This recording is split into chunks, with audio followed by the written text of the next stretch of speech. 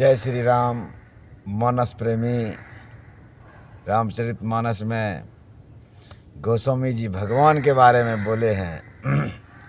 शंकर भगवान स्वयं जगत जननी माता पार्वती को बता रहे हैं कि उमा राम गुण गूढ़ पंडित मुनि पावहि बिरती हो हहि मोह विमूढ़ जे हरि भगतिन धर्म रति। ये भगवान का गुण, भगवान का चमत्कार, भगवान का ऐश्वर्य जो है कोई नहीं पहचान सका। 4-5 उदाहरण दिए हैं गोस्वामी जी। फर्स्ट उदाहरण माँ कौशल्या भगवान को पुत्र बनाया, पलना में झुलाया। एक दिन माता भगवान को चढ़ाने के लिए मेवा बनाया और वो छोटा सा हमारे प्रभु श्री राम को पलना पर नहला धुलाकर सुला दिया और माँ गई खुद स्नान करने के लिए। जब माँ आती हैं तो जो अपना मंदिर होता है, मंदिर का पट खोलते ज्यों ही माता मंदिर के पट खोलती हैं तो देख रहे हैं कि वही छोटा सा मेरा लल्ला यह जो है मेरा मेवा पकवान खा रहा है। माँ को शंका होती है कि ऐसा चमत्कार कैसे हो गया। दौड़कर पलना पर जाती हैं, पलना के तरफ देखते हैं वहाँ प्रभु वह मेरा छोटा सा लल्ला सोया हुआ है। दौड़कर आती हैं पुनः मंदिर, वही लल्ला खा रहा है। गोस्वामी जी लिखे रामचरितमानस में दर्शन कीजिए चौपाई का। यहाँ वहाँ दुई बालक देखा मति भ्रम मोर कियान बिसेखा। तब माता को दिव्य दर्शन दिया। दूसरा बात, जब प्रभु श्री राम ऐसा ही अद्भुत लीला करते हैं कि किसी को समझ में नहीं आता है कि ये साक्षात परमात्मा है। माता जानकी का हरण हो गया है, नाटकीय ढंग से हरण हो गया है। भूत भावन भगवान शंकर और माता सती साथ में हैं। सत्संग से आई है माता, सत्संग में माता को मन नहीं लगा। कहते हैं जिनको सत्संग में मन नहीं लगा, क्यों नहीं लगा? सत्संग में जाइए तो अपना अहम घर पर छोड़ दीजिए, तब आपको सत्संग मिलेगा, नहीं तो नहीं मिलेगा। माता को अहम हो गया कि मैं साक्षात भूत भावन भगवान शंकर जो जगत के गुरु हैं, जगत के स्वामी हैं, संसार में इनका पूजा होता है, मैं उनकी धर्म पत्नी हूँ। यही अहम माता के मन में हुआ। और जब माता भूत भावन भगवान शंकर के साथ लौटी तो उसी समय प्रभु श्री राम ऐसा लीला किए कि मैया जानकी का हरण हो गया। और इस दृश्य को देखकर भूत भावन भगवान शंकर उनको प्रणाम किए। कहते जय हो सच्चिदानंद घन श्यामा। हे सच्चिदानंद, मैं आपके चमत्कार को, आपके ऐश्वर्य को, आपके लीला को प्रणाम करता हूँ। माता को शंका हुई। माता बोले हे प्रभु आप किनको प्रणाम कर रहे हैं? बोला है जासु कथा कुंभजरी सी गाई भगति जासु मैं मुनि ही सुनाई। कल के उन्होंने कहा कि हे देवी, यही हमारे इष्ट देव हैं, अभी जो हम लोग कथा सुनकर आए हैं सत्संग में, इन्हीं प्रभु का कथा याज्ञवल्क्य जी कह रहे थे। माँ को शंका हुई कि इतना परम प्रतापी प्रभु हैं, फिर एक स्त्री के विरह में रोते क्यों हैं? कहते हैं यह आपको कहीं भ्रम हो गया है, यह नहीं है। प्रभु इस प्रकार रो नहीं सकते हैं। और तब भूत भावन भगवान शंकर विचार किए मन में कि यह कहीं न कहीं प्रभु का ही लीला है, जो देवी के दिमाग में वो भर दिया शंका। माँ बोली मैं जाता हूँ, थोड़ा इस प्रभु का परीक्षा लेता हूँ, है कि नहीं।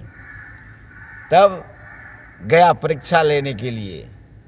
परीक्षा कैसे लेगा बताइए? उनका पत्नी खोया हुआ है, पत्नी के विरह में प्रभु नाटक करते हैं। कैसा नाटक? हे खग हे मृग मधुकर श्रेणी, तुम देखी सीता मृग नयनी। प्रभु ऐसा बिलख रहे हैं। लखन लाल भी कहते माते माते, लखन लाल को भी प्रभु श्री राम के चमत्कार का संपूर्ण पता नहीं है। और माँ सती गई, विचार किया कि मैं क्या करूं। कहते पुनि पुनि पुनि पुनि हृदय विचार, धरि सीता कर रूप। माँ सती सीता का रूप धर के प्रभु के सामने गई। प्रभु बार बार अपना रास्ता बदल रहे हैं कि क्यों माता मेरे सामने आ रही हैं। और जब सामने प्रकट हुई तो प्रभु श्री राम उनको प्रणाम किए। हे माता, आप अकेली इस वन में विचरण कर रही हैं, हमारे इष्ट देव भूत भावन भगवान शंकर किधर हैं? माता को बहुत शर्म आई।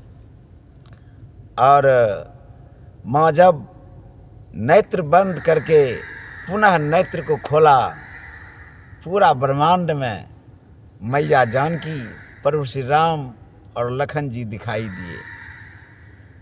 और माँ वहाँ से क्या कहते हैं, शर्म के मारे, लज्जा के मारे लौट गए। और पुनः अब देखा जाए, प्रभु श्री राम सुग्रीव से मित्रता किया।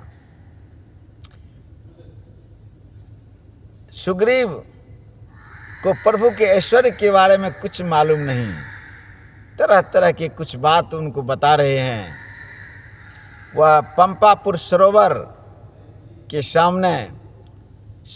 सामने 7 तार का वृक्ष है। प्रभु से कहते हैं कि हे मित्र, हे श्री राम, बाली को वही मार सकता है जो इस 7 तार के वृक्ष को एक बाण से छेद कर देगा अथवा काट देगा। प्रभु श्री राम मुस्कुराए। पहले तो दुदुम्बी नाम के राक्षस के अस्थि को परमात्मा अपने पैर से हटाया और एक बाण से ही 7 तार के वृक्ष को काट दिया। ये 7 तार का वृक्ष कैसे हुआ, थोड़ा समझा जाए। यह जो है, एक ऋषि तार का फल लाया, 7 तार का फल लाया खाने के लिए, लेकिन उन्होंने स्नान ध्यान नहीं किया था। उसी पंपापुर वही सरोवर में स्नान किया। उसी समय एक सर्प आकर वो 7 तार के फल को खा लिया। जब ऋषि स्नान ध्यान के बाद वह फल खोजने लगा तो नहीं मिला। उन्होंने श्रापित कर दिया उस फल को कि जो इस फल को खाया उसके शरीर पर यह तार का वृक्ष निकल जाएगा। वही सर्प भगवान से निवेदन किया और ऋषि से निवेदन किया, हे महात्मा, मैं नहीं जानता था यह फल आप रखे हैं। फल था, भूख लगा था, खा लिया। मेरा उद्धार का वो बताइए कि मेरा उद्धार कैसे होगा। तब ऋषि ने दया कर कर बता दिया कि प्रभु श्री राम जब आएंगे एक ही बाण से तुम्हारे सातों तार के वृक्ष को काट देगा और तुम्हारा उद्धार हो जाएगा। प्रभु श्री राम बस यूं ही कर दिया। अब देखा जाए, प्रभु श्री राम सुग्रीव के बाद वो विभीषण जी से मित्रता किया। विभीषण जी प्रभु श्री राम रावण के युद्ध के मैदान में जब अंतिम चरम सीमा पर युद्ध चल दिया तो प्रभु श्री राम नंगे पैर हैं। उनके पैर में खराव तक नहीं है, क्योंकि एक खराव उनके पैर में था।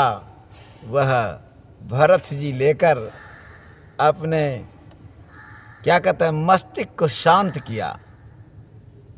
कहते हैं, प्रभु करी कृपा पावरी दिन्नी, असादर भरत शीस धर लिन्नी। प्रभु ने कृपा करके भरत को शांत करने के लिए, थोड़ा संतुना देने के लिए वही खराव दे दिया था। युद्ध के मैदान में विभीषण जी प्रभु को जब नंगे पांव देखा तो कल्पने लगा। कहते हैं, रावण रथी बेरथी रघुबीरा, देखी विभीषण भयउ अधीरा। रावण को रथ पर और भगवान को नंगा पांव देखकर विभीषण जी अधीर हो गए। तब विभीषण को प्रभु श्री राम बताए, यह जो है ये रथ, ये कवच जिन किसी काम का नहीं है जब तक आपको अपने परिजन, अपने गुरुदेव, ब्राह्मण, इन सब का आशीर्वाद नहीं है आपके पास, तो आपके पास जो कवच कुंडल है, यह जो शस्त्र है, यह जो साधन है, सब कुछ बेकार है। अभी इस युग में इतना महान दिव्य संत बागेश्वर बाबा, जिनका नाम धीरेंद्र शास्त्री जी हैं, साक्षात हनुमान जी के वह परम भक्त हैं, दिव्य चमत्कार करते हैं। शायद ऐसे महान संत का नाम भी अगर मुख से निकल जाए तो क्या कहना, जिंदगी का बेड़ा पार हो जाएगा। इन्हीं शब्दों के साथ मैं बाबा बागेश्वर धाम और महान संत पंडित धीरेंद्र शास्त्री को सत बार प्रणाम करता हूँ और सभी संत बलवंत से निवेदन करता हूँ कि प्रभु को पहचानने के लिए धीरज चाहिए और कभी भी किसी भी रूप में प्रभु प्रकट हो सकते हैं। इन्हीं शब्दों के साथ वाणी को विराम। जय श्री राम। राधे राधे।